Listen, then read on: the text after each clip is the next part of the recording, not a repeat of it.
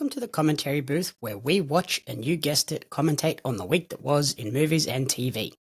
I'm your host and play-by-play commentator Jamie Apps, and each week I'm joined by a rotating cast of colour commentators to help you find your next viewing treat. This week I'm joined by an impact fee technician who lists their favourite movie as A Nightmare on Elm Street and favourite TV show as Golden Girls. Welcome to the show, Corrina Mabey. Hello. I think I want to change my favorite movie. Okay. Okay, we're gonna change it to Taylor Swift: The Eras Tour, the movie. You haven't even seen it. So I already know it's gonna be my favorite movie. Oh my god, you can't know. I won't allow it. Well, fuck you. You're not the boss. Not until you see it. Once you see it, you can change it. Until then, it's fine. No. Oh, I'm gonna go find a copy of it, or I'm gonna go take myself to the movies this weekend. Fuck the Halloween party. I'm just gonna go have a day with Taylor. Oh goodness. It's fine. It's fine. Whatever. Thought you'd appreciate that. Yeah. Okay. So yeah, before we dive into this week's topic, as always, Pario magazine stands in solidarity and support with SAG-AFTRA in their fight for better working conditions. Our publication has always been focused on the creative brilliance of these individuals rather than on the business of film and TV. As such, we will continue to highlight their creative talents during this time so that their contributions to our entertainment are not overlooked. I think they went into meetings again today. Yeah, they keep going in and out of meetings and seemingly making no progress because 2% of streaming revenue is too high, apparently. 2% is just too much. All this while I'm getting constant emails being like, oh yeah, this subscription service is increasing its price, and this one's increasing its price, and this one's increasing its price. I'm like, maybe take that extra money and give it to these people so you can actually continue to make some shit. Yeah, like every time I turn around, one of them is like raised it, and I'm not getting any new content out of it either. Like, nothing is justifiably worth this right now, at all. And I've gotten one or two things here and there, and that's it. Yeah, Disney, I just got the email from Disney. Netflix are notorious for just seemingly every quarter, like, oh, we're going to up the price again. Oh, hey, look, our numbers are down. Let's raise our price again. That'll surely help. It's not even like a yearly increase, which I could probably understand. It's a quarterly thing at this point. Every year we're going to review our prices and adjust accordingly. Yeah. They're like, it's been 2 months, that'll do. I'm just like, what is happening right now? I guess that's their benefit of they don't have like a yearly subscription, whereas I think like Disney and all of those, they offer you that yearly subscription. I think you're right. As like a discount, so they can really only do it once a year because people are locked in for long periods of time. Yeah, I believe are right on that. That's a very interesting thing. I don't think I ever actually thought of it that way, but you're right. Yeah, Netflix is like the only one that doesn't give you the option to be like, I'll just give you the money for a year if you give me a month for free. Which is essentially what all the others do. It's insane. So on to the topic this week. As you can probably tell, we're going to get very Australian based on this outfit. This week, we're channeling our ocker Aussie as we venture into the outback to visit the Royal Hotel and review the new film of the same name. This is an Australian psychological thriller directed by Kitty Green, who co-wrote the screenplay with Oscar Redding. The film takes inspiration from the 2016 documentary Hotel Coolgardie by Pete Gleeson. In this feature film version, we see two Canadian backpackers, Hanna and Liv, as they are forced to sort of take a job in a remote Australian pub for a bit of extra cash while on their backpacking journey. However, they are soon confronted with a bunch of unruly locals, and then the situation rapidly spirals out of control. What did you think of... Actually, firstly, you watched the documentary before watching the movie, yeah? Yes. Yes, I did, because you told me I should. So I did. Mm-hmm. And then on that front, then, what did you then think of this reimagining as a feature film? it was very similar to the documentary. The documentary is very raw. It was a super raw film. It's And it almost sort of was, like hidden camera-esque.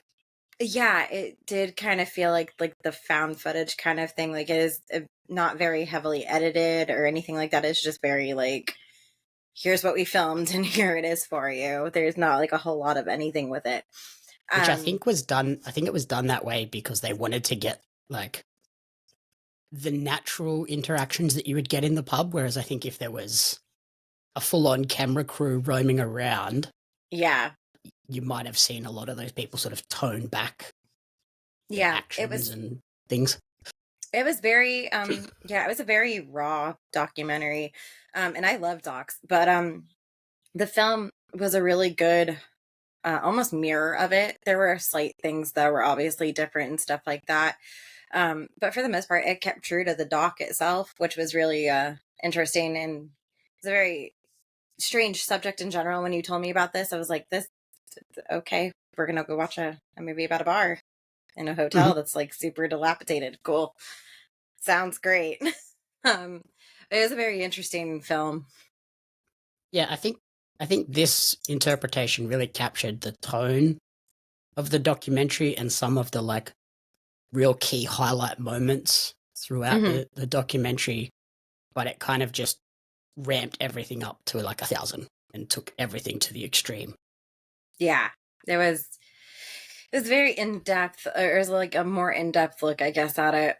Um, so it was interesting. It was a different kind of film. There wasn't like Yep. a set theme to. Oh, like I mean, I guess there's obviously a storyline to it, but it didn't feel like there was. It wasn't like heavily saturated, and it wasn't anything artificial, which I guess is a good thing in this sense. Yeah, I thought it did a great job of like really building the tension and suspense. Like it's definitely a thriller. It's not like a horror movie or anything like that. It's not Wolf Creek, but Mm-mm. it's got a similar tone where like everybody kind of just feels a little bit sus, Yeah, but it fucks with your head. like there are points where I was questioning as we were watching it, like if there was something sort of more sinister going on in this town, particularly when we're hearing like distant female screams. Yeah. But yeah, there was none of that. It's kind of just this is what it's kind of like in these distant, remote towns that are full of essentially just mining, like men working in mines, and then like every now and then, like one woman comes through town. Yeah, it's very strange too cuz with them being, tourists and never being there or whatever, it's expected for them to kind of just be wondering what the hell's going on, like is this normal day-to-day practice or whatever have you. Um so you really do get that feel from them that they're just super uncomfortable because they aren't aware of their surroundings and they don't know how to take it. Yeah, and in terms of the cast, pretty solid cast actually. Julie Garner as Hannah, one of the tourists. She's best known for her role in Ozark, which I've since found out Corrina has not watched. Totally, Throwing, fully. throwing like big shade right here. Everyone should comment and tell her that she needs to go and watch that show. So, for the record, I pointed it out to you first. I was like, I know that girl. I know her from somewhere. She's the only person in this entire fucking film that I know because I don't know anyone else that's Australian aside from Chris Hemsworth and a couple There's a others. pretty big name. There's another big name in this movie. Who? Hugo Weaving as Billy the bar owner. Oh, really? Yeah. Oh, I didn't know that was him. He looks really shitty. That's the point, I think. He's supposed to be alcoholic in this remote town. Well, he did a great fucking job because I didn't realize that was him. So yeah, okay, whatever. I take it back. Okay, there's two people in this fucking film that I knew, but regardless, yes, he did. I did not recognize him. So yeah, bravo, because he was a shit person. And then, yeah, the other tourist is Jessica Henwick as Liv. A couple of the other sort of big actors we got, or important actors in terms of what this story was about. Toby Wallace as Matty, one of the sort of locals that kind of forms a bit of a bond with the two tourists. It's definitely like the big protagonist, sketchy dude. And then Ursula Jovich as Carol, the cook at the pub. I was pretty cool to see her because she's set to have a role in the upcoming third season of the ABC series Total Control, which is a series that I also have a very small role in.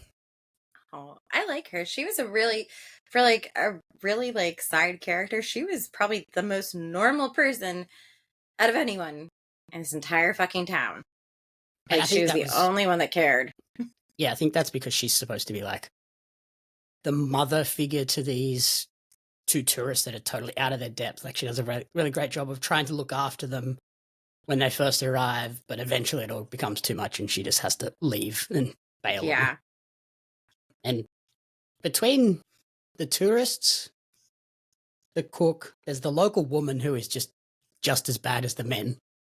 And then the two British backpackers. There's only 6 women in the whole movie, but there's seemingly like 100 dudes.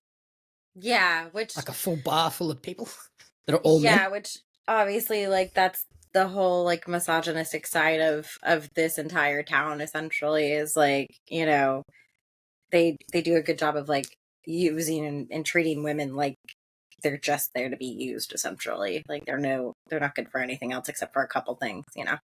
Mm-hmm. And I think there's a great dichotomy between all of these women as well. Like we mentioned, the local woman who's just chaotic as the others. The two British backpackers who are just, again, as chaotic, if not more so, on their final day before they leave, which is exactly like it was in the documentary. Yeah, they were rough. And I'm wondering, in my head, I wonder if they end up becoming like that because of the way that they're treated during their time there. Like if it just kind of like made them kind of turn out to be just like, fuck it all, we're going to act like animals too, since everybody else wants to act that way. Mm-hmm. And then the two backpackers, there's a good dichotomy between those two as well. Like you have Hanna, who's like the very nervous, uptight, like, we need to plan this, we need to be like really skeptical and cautious of everyone. And then you got Liv, who's just like totally naive and just like, oh, everybody's nice. Like, not always. Yeah, no, that's not how that works. Especially when you're like traveling internationally, and then not just that, you're not in a capital city. Like you are a long way away from anything. Yeah, you are literally in like the middle of fucking nowhere, absolutely nowhere. Like nothing for fucking miles and miles and miles. Yeah, they're in Whoop Whoop. And what? Whoop Whoop. Whoop Whoop. I say that when I get excited. Whoop Whoop. Yeah, at the back, Whoop Whoop. Okay. Yep. It's getting added to the checklist of odd fucking terms. There we go. There's one for that you. I can utilize. The first of many Aussie slang terms that I have listed down to chat with you later. Can't wait. I'm gonna Florida them for you. It's fine. And another cool thing that I liked about this movie was the soundtrack.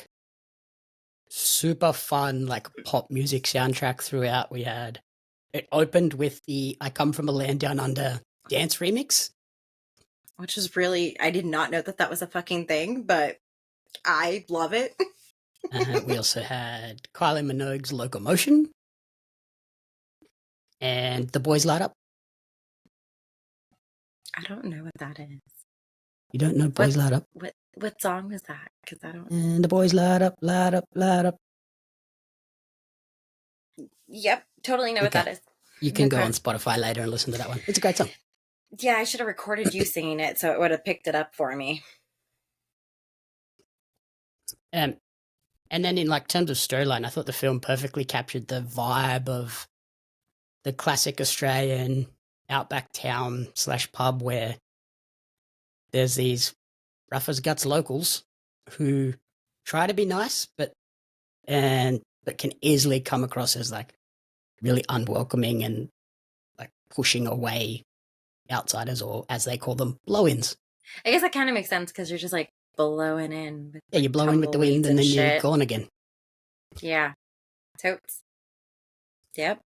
This is an educational experience for me. And what else did we have that I noted? It, like we said, it captures that documentary, some of the critical moments with like that first night working in the bar where these girls are clearly like don't seem to have ever worked in a bar before. Plus they're thrown into like an Australian bar where all of the brand names and bottles and everything is different. Like it's not the stuff that they would see at home if they work in a bar at home, but no, yeah. There's not even like a generic kind of like, go-to thing that everybody would fucking know, like a universal kind of beer. It's just like, good job, here you go, like, have at it. And I love that there's like the Redlands, but that's in the green can, and then there's this one that's in the red can. It's like, yeah, like press the yellow button, but that means the fucking red one. Why? What? No, the other yellow one. Like, not that yellow one, the other yellow one. What the fuck? Yeah. Certain people get their beer for free, like their first beer is free. Like, how the fuck are you supposed to remember that? That's pretty common. Okay. That's a very Australian thing. Like, this guy's here all the time. He's gonna buy like 20, so we'll just give him the first one for free. Noted. Just to make sure he comes back every week or every day. Okay. What else did we have? I loved in the opening sequence, I think it was Liv goes up to the bar. This is where we find out that she's run out of money and she orders the most stereotypical tourist drink of all time. Mm-hmm. A Foster's. And the bartender looks at her and goes, "Are you sure?" It's so funny. Is like, I walk by Foster's every time I'm in Publix. I'm just like, God, oh yeah, no. that's that can. I've never tried it, for the record. Don't. Never have. Never don't. Want to. I've heard It's it's not like good. Shit. It's nope. I'm pretty sure like I could probably drink like Bud Light and it would probably be better. And that's not saying much. I don't know if it's that bad. Oh god. Okay. Well, that's got some points then. Okay. But yeah, definitely not worth it. And it's definitely the way that an Australian goes, "Oh, you're not from here." And they're not tiny cans. Like, Foster's comes in, like, a ridiculous sized fucking can. Which is, no. Like, that should tell you another thing right off the bat. Yeah, as soon as she walks on, "I'll take a Foster's," and the bartender looks like, what? Why? I would have just pretended.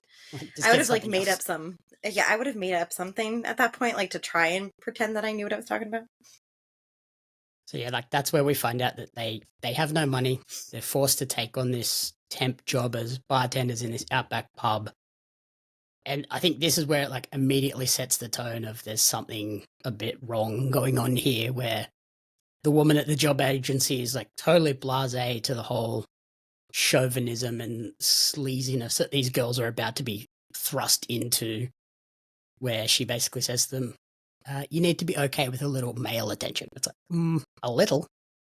Like, yeah, it's a mining town. It's all dudes. Yeah, I could have punched her in the face. Like, you can tell, like, she clearly either just does not give a shit or, like, doesn't know anything about it and is just sending people there randomly because they need to fill a spot. Oh, she definitely knew. Oh, if you're Australian, you know what these sort of pubs are like, where it's out in the middle of nowhere. It's a mining town, so it's going to be 99% male dominated. that are either fly in, fly out, or they're flying in doing like 3, 4, 5 months at the mine, and then they go home. And it's like, they're just around dudes all the time. So any like random new girl is going to be like, oh, fresh meat. Literally, there's something that, isn't there a sign in this movie that says fresh meat with a pair of boobs on it? Mm-hmm. Yes. Another thing that like makes the tourists stand out is they're blown away by simply seeing a kangaroo in the wild. Who's that remind me of? Been there, done that. Guilty. Except I didn't see one. I saw like a million kangaroos in the wild. Yeah, it was weird that they only saw one. They're very rarely alone. And I've seen a live one, and I saw a dead one on the side of the road, and you're like, oh yeah, it's just like your deer. What? Yeah, pretty normal. And then they are totally unprepared for Australian language and slang. One line in particular when Billy the bartender calls her a smart cunt. Yep. I'm so glad that you would given me forewarning before I made my adventure over there that word is just generically used all over the fucking place, like regularly used. But there are different variations of that fucking word. Like it has to be like, yeah, it's got to be used in a certain way. If it's followed by something, then no, it's not good. If it's preceded by something, it's fine. Like, I have a good list of these written down, ready to go. oh, fucking good. Yes. So if someone just calls you a straight up cunt, they probably are quite pissed off at you. Mm-hmm, mm-hmm. If they call you a smart cunt, they think you're being a smart ass. Mm-hmm. If you're a sick cunt, we like you. You're cool. Yes. If you're a shit cunt, we really, really don't like you. Good. It's a cultural thing, as they say in the movie. Yeah. I remember the day you told me about that. I went to my nail tech and I told her about that. And I called her a sick cunt. And she was like, what? What did you call me? It's a good thing. Poor Natalie. So now I just have an urge to like tell anybody that I think is really cool. Like I just want to call them that, but then I know it's not like really well received over here. Although it is becoming more prominent with certain people coming out now over here and just chilling and saying it left and right. Yeah, you get the same reaction that these two tourists had in this movie. They're like, did you just say that to me? Yep. It's not a general word that gets used a lot. It usually just gets used in one term, and that's when you're talking about someone that you fucking can't stand. Mm-hmm. So yeah, on that front of the Australian language and slang, I compiled a list of fun Aussie slang terms, and then I also have a list of pronunciation differences between Australia and the US, which I think would be a fun little thing to run through. Yes, because, you guys like to throw extra fucking letters into words for no goddamn reason. That's the English language, mate. We just do it right. No. So yeah, that there's one to begin with, mate. That's used regularly. Yeah.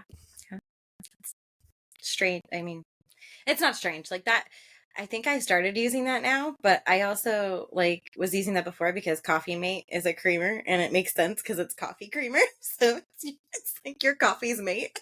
Yeah. But also sometimes so mate isn't good. Oh, I did not know that. Okay. Yeah. Okay. Depending on the tone of the mate, you might be like saying, "Come, mate, like be serious. You're being an idiot." Oh, okay. It's all an intonation and tone thing. Oh my the same words can mean multiple things. No, make new words. Why would we make new words? We're trying to shorten all the words anyway. We don't need to add extras. You're ridiculous. So yeah, some of the other ones I've got listed down. We mentioned before blow-ins. Mm-hmm. So they're tourist people that kind of just come in and then leave straight away. I liked in this movie they discussed the pronunciation of Bondi Beach. Oh yeah, because they said Bondi. And then I actually messaged him and I was like, is it pronounced Bondi or Bondi? Because I didn't want to fucking sound like an idiot. Yes, it is Bondi. If you say Bondi, Australians are going to look at you like, you're an idiot. Okay. How hard is it to get that right? Because never mind. One thing that they have in this movie when they go to the swimming pool for the first time, which is an experience, they have what they describe as booze in a box. It's boxed wine. No, it's a goon bag. No, it's an adult juice box, god damn it. It is my adult Capri Sun. No. Here in Australia, that is a goon bag. A goon bag. That just sounds absolutely horrible. But you know what the best part about having a goon bag is? Oh, pray tell. You take it to a party and you can play Goon of Fortune. Is that like that's like another drinking game. That's yeah. It's Okay. so you gotta have a heels hoist out the back. Oh, you gotta have a You gotta have a heels hoist. Okay. I need you to Americanize this for me. A clothesline that like is on a pole that spins. Okay, yes, an outside clothesline. All right, all That's a right. heels hoist. Okay. You gotta have one of them. And then you Yep. grab the goon bag and And some you pegs, pop it on there. and you hang it on there, and then everyone stands around the heels hoist, Okay. and you spin it, and Spin whoever it. it lands on has to have a drink. Wait, so you wait for it to hit somebody in the head? No, they just stand off to the side. When it stops in front of you, Oh. you're the one that has to drink. I It's thought like y'all Wheel were of like Fortune, standing but Goon of underneath Fortune. it. I thought y'all were standing underneath it to get the noise. No, you just let it go around, and when it stops, that person has to drink. Okay. Yep. Goon Totally. of Fortune. There's a game for you to play at Halloween. We don't have a clothesline. Well, tell Chris to put a heels hoist in his backyard. He'll look at me like I got 5 fucking heads. Another thing that pops up in the movie, Golden Gay Time. Oh, those are so fucking good. I don't care what anyone says. They're hands down like the best fucking ice cream bar in the entire fucking world. And the only thing that we have over here that is relatively similar to that is a strawberry shortcake or a chocolate eclair fucking ice cream thingy. But it's not the same as a Golden Gate.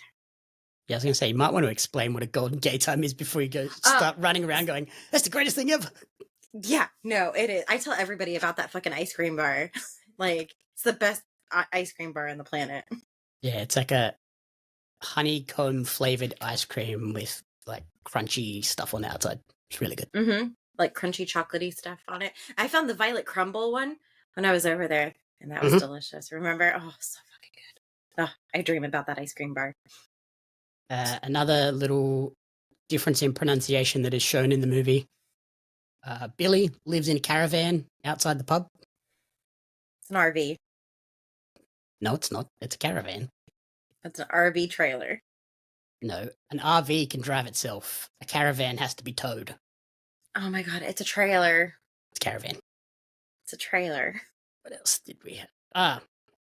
Australia's favourite use of shortening words. A tradesman is a tradie. Mm-hmm. And within that, we have brickies. Sure. Bricklayers. Sparkies. Which is my favorite. That's an electrician, and I love it. It needs to be, like, caught on over here. Because it'd be wonderful. A postie. Is the postman / mailman. And ambos. I have no fucking clue what that means. An ambulance driver. Oh, okay. That's a paramedic. That's ambo. It's a paramedic. EMS. We call them EMS, emergency medical services. Yeah, but how much easier is it to just say ambo? EMS is 3 letters. Yeah, but it doesn't roll off the tongue like ambo. Oh, my lord. It's a gas station, and we have the best ones. No, it's a petrol station. It's a gas station with a convenience store attached to it. Arvo. Is the afternoon. Akadaka. Nope. That's a band. Oh, okay. Do you know what band it is? No. I thought that was the name of the band. No, that's a different. That's how we say this band's name. Oh. Wait, AC/DC? Yep. Oh, this has been the best day ever. Everything is just getting 10 times better now. Yeah. Akadaka. So anytime their music comes on, just oh cool, it's Akadaka. Okay. I can get behind it. Ankle biters. Children? Yes. Oh, for real? See, everybody over here calls them something different. Like, there's kids, there's children. I call them crotch goblins. Jesus. Hellions. Or ankle biters. Ankle biters. It was either that or like a small dog was my next guess, but children. Yep. Avo. Wait, you already said Arvo. I said Avo. I said Avo this time. Oh, avocado. Yep. Fucking dirt fruit. Bail. Like bail money? Nope. What is bail? Bruce bailed on the party. You just duck out of something. He bailed. Yeah, we say that sometimes, though. Yeah. You could have used it in a sentence before you said the word. Or also, smoke bomb. Smoke bomb? Yeah. It's when somebody just suddenly disappears from wherever you are. So, like, if you're out at the pub, and then all of a sudden Steve's gone, Steve smoke bombed. He ghosted you. He smoke bombed. He dropped a smoke bomb and he left. Oh my god, that's so complicated though.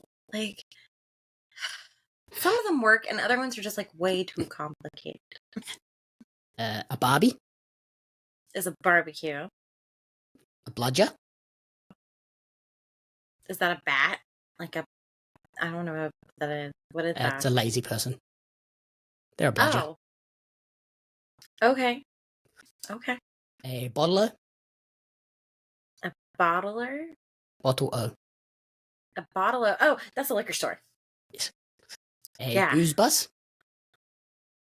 Is that like a party bus? Like where you have booze on the bus? No, it's very opposite of that. What is that? That's a RBT. What's an RBT? Speak English. A random breath test. Oh, okay. So Traffic stop. Okay. Yeah, when the police are setting up their booze bus, they're setting up to do RBTs. And meanwhile, I'm over here like, hey guys, let's go on the booze bus and get loaded. Nope. Oh my God. A bolo. That's just a D. Bolo? Yeah. Be on the lookout? No. That's what I say. What is bolo? Where did we go for lunch that day? For the Chinese food. That was a bolo. The bowling alley? Bowling club. Bowling club, not alley, because it's not in an alley, it's outside. Yeah. Yeah, the bowling club is a bolo. Mm-hmm. Oh. Okay. Brekkie? Is breakfast. This is a good one. Budgie smugglers? Budgie smugglers. Is that like a bird smuggler? But budgies are birds. I have two of them. I know, but no. What is a budgie smuggler? So you know, like the swimming trunks that look like undies? Is a banana hammock like a Speedo? Yeah, Speedo. He's a budgie smuggler. It's a banana hammock. It's a budgie smuggler because like it looks like you're smuggling budgies in the front. No, it's a banana hammock because your banana sits in the... Buckley's? No, this is... What is it? Buckley's. I don't know what that is. You got Buckley's chance of winning this. Like, no chance? Yep. Okay. Buggered? Oh, you're tired, right? Yep. Yeah. This thing is cactus or rooted? Stuck? It's basically like ruined. Oh. So my car is cactus. Yeah, that makes sense. Oy. Chock-a-block? Like a bar of chocolate? Nope. Oh, that's disappointing. The pub is chock-a-block. Oh, it's like around the corner? Nope. Why? It is very, very full. Oh. Chock-a-block. Okay. Nope. Chrissy? Christmas? Yep. Okay. A ciggy or a durry? It's a cigarette. Yes. Okay. Crack the shits? You get angry, right? Yes. Isn't that when you get angry? Yeah, I remember I said that because you said someone gave you the shits the other day. So yeah. Did we do Devo? No, we didn't do Devo. What's a Devo? Devastated. Oh, I mean that makes sense. A dunny. Nope. That's the toilet. Why don't you just call it the toilet? Because the dunny. I got to use the dunny. Ay. That sounds so weird. Flat out like a lizard drinking. Fuck you. You've used this before, and I don't know what it means, but it's fucked. It's when you're super busy. Flat out like a lizard drinking. I'm gonna remember that because I'm gonna tell my boss that, like, when she gets back to work, I'm gonna be like, Beth, I was flat out like a lizard drinking yesterday while you were gone. Yeah, so that'll go down well. She'll be very confused. Yep, it'd be great. What else? Footy. Is football? Yep. American football, though, right? No, any type of football. No. Oh, okay. Another tradie job is a garbo. Is a garbage guy. Yep. Okay. Something is a bit iffy. Not quite right. Yep. Mm-hmm. I do that. I say that all the time involuntarily. Macca's. Is McDonald's. Yeah. Mozzies.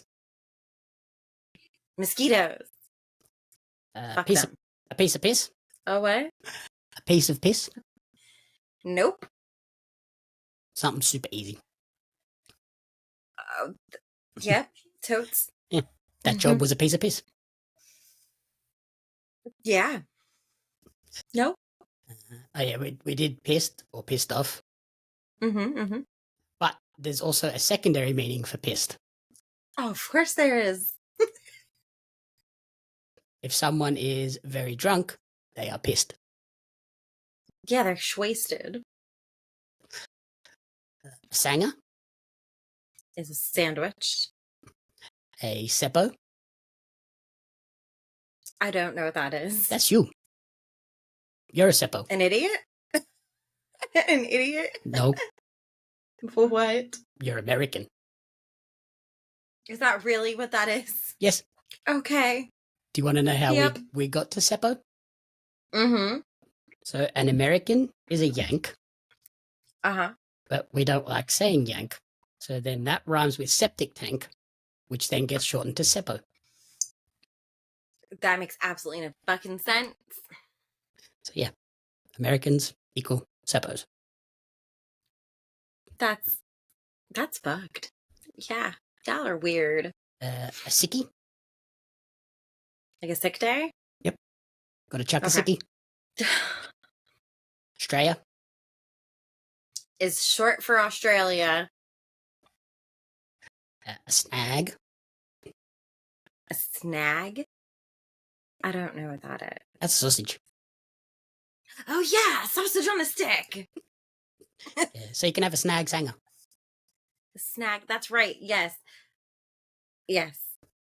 I had one of those. Mm-hmm. And it was delicious. A smoko. Nope. That's a smoke break. Oh God. So tradies will have quite a few smokos.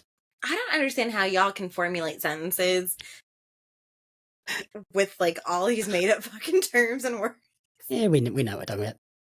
Yeah, clearly. Do you want to grab Like listening to a different language. Do you want to grab a stubby holder? Sure. Whatever that is, yeah. Mhm. It's like the foam thing that goes around your beer. Oh, a koozie. No, it's a stubby holder. No, it's a fucking koozie. I don't know why, but it's a koozie. Sunnies? The barbecue restaurant? No. Oh. Sunglasses. Oh, sunglasses. Sunglasses, sorry. Because I think I kept saying that when I was over there. Oh shit, I forgot to grab my sunnies. Mm-hmm. You just looked at me like, what? The fuck? We mentioned whoop whoop. Yes, that's the middle of nowhere, right? Yep. That's what that means. Yeah, in the boonies. Or we might also say in the middle of bumfuck nowhere. Say we see BFE, bumfuck Egypt. A Yui? Is a U-turn? Because I say that all the time. Yeah, nah versus nah, yeah. yes, no, and no, yes.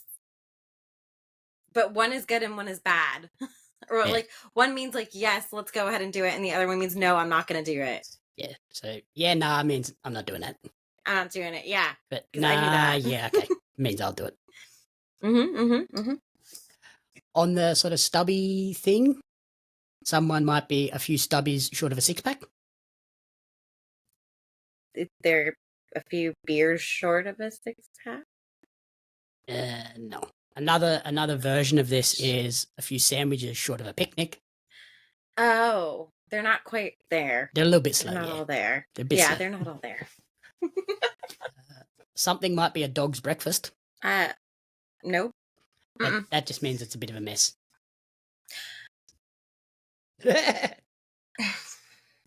Sure. Just keep making these things up because they totally don't make fucking sense. What about you should wrap your laughing gear around this? Are you? I feel like you're fucking with me at this point. No. Like these cannot be literal like terms. No. So like if you go What to is someone's house and they've cooked something, they'll hand it to you and go, wrap your laughing gear around this. Like eat up? Like have a taste. enjoy? Have a taste. Ay, Because this is your laughing gear. So you got to wrap it around the food. for fuck's sake. Something might happen and I might say, that's better than a kick in the ass. Like it's better than nothing. Like it's not that bad kind of moment. It's not exactly the greatest thing ever, but it's better than a kick in the ass. Okay, yeah. See, some of these fucking make sense, and other times I'm just like scratching my head. And also, some of them are longer than just saying what you actually mean. Yeah, but they're more fun. What about, do you want some dead horse? Come on, I've used this one on you before. You have used it on me, but I don't fucking know. You put it on your meat pie. Ew, ketchup? No, it's just tomato sauce. It's fucking ketchup. Oh my god. There you go. There's one of those differences. Odd things. Yeah, fucking ketchup. One of my favourite ones. 6 of one, half a dozen of the other. Fuck you. What's that mean? Tell us, Jamie, what does this mean? It just means it's basically the same thing. Mm-hmm. Except we can't just say, it's like the same thing. Yeah. No. 6 of one, half a dozen of the other. No.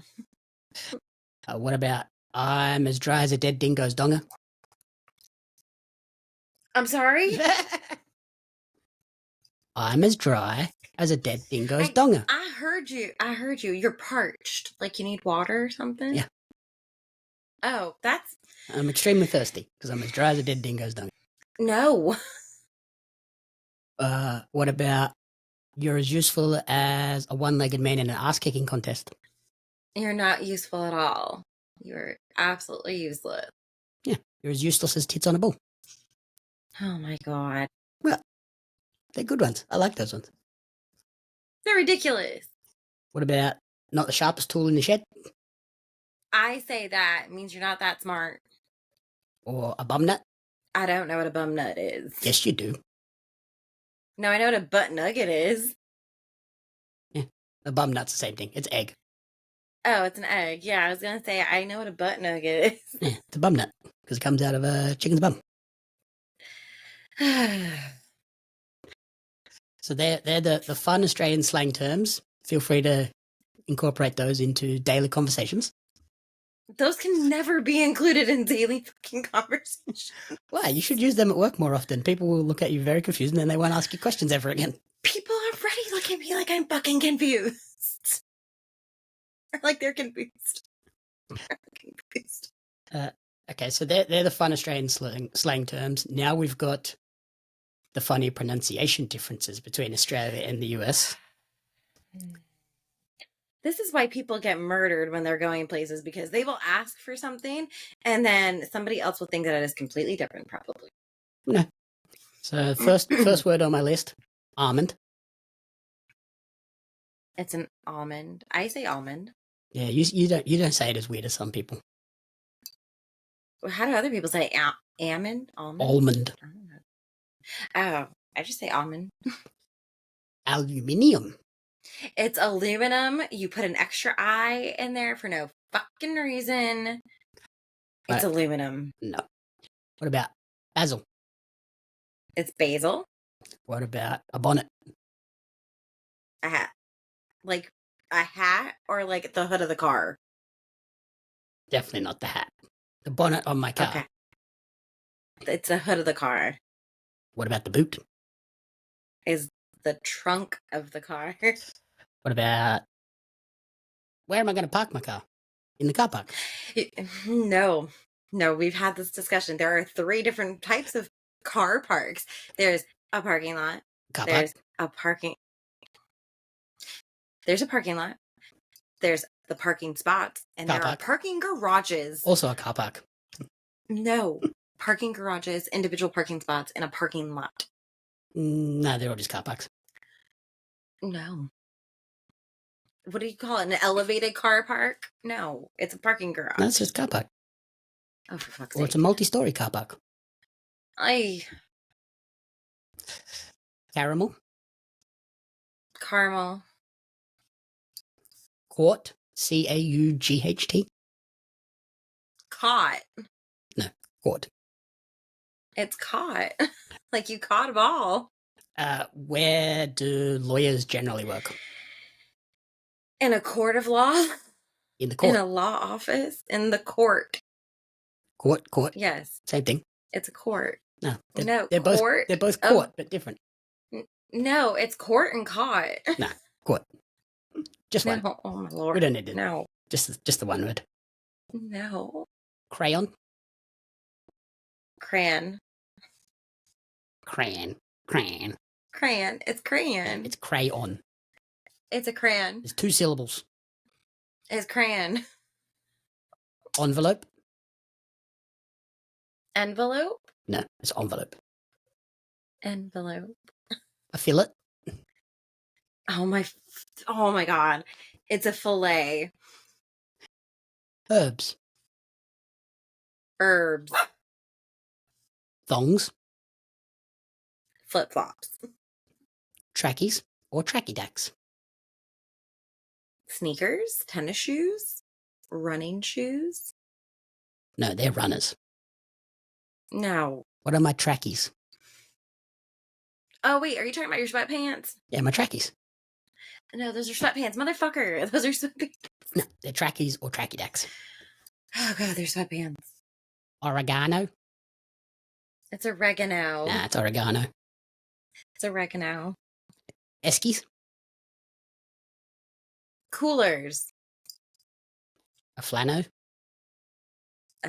A flannel. What the fuck is that supposed to be? My flannelette shirt. Like a Or flannelette bed flannel? sheets. They're flannels. flannel? Flannel. No, flannel. A flannel. Oh, Jesus. You call a comforter a doona. Yep. It's a fucking comforter. Nah, it's a doona. No, it's a comforter because it brings me comfort.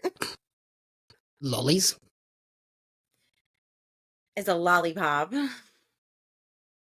No, it's any like lolly. No, there's lollipops. There's gummy bears. There's chocolate. There's anything else. It's the lolly aisle. They're all in there. Oh my god, they're candy.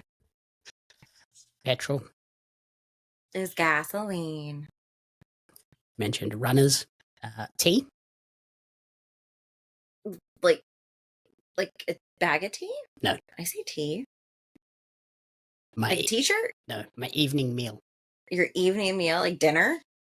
Tea. Tea. Oh my What's god. for tea? Dinner. And then I'll to close out, we're going back to the cars. Windscreen. Oh my, it's a windshield. It's a windshield. No, it's windscreen. Fucking windshield. It's also cilantro. And no. Cilantro. And blinkers. Directionals. No, they're the blinkers. No, they're directionals. They're blinkers because they go blink, blink. Oh my god, they're directionals because they tell you what direction I'm going to fucking turn. And No, you know what? they indicate what direction you're going to turn. Half the people in Florida don't know what those things are. Yeah. So yeah.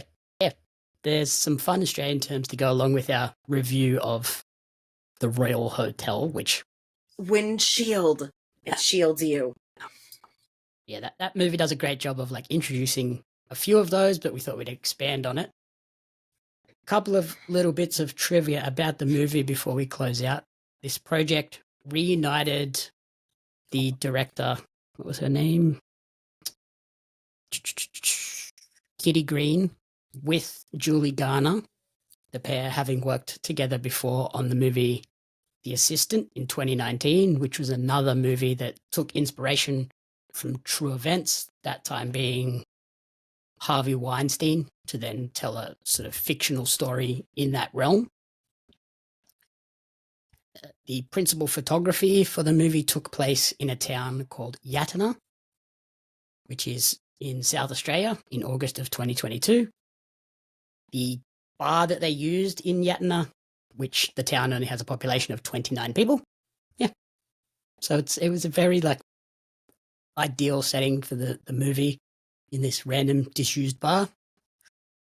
That's crazy. That's like there's more people on my street than in that town. Yeah, there's some pretty small towns out in the outback. That's like, yeah, literally you could spit and spit over the town probably. Yeah. And then there was an error in the film. Yes, and I pointed it out. Want to explain I was what so the error proud of was? myself.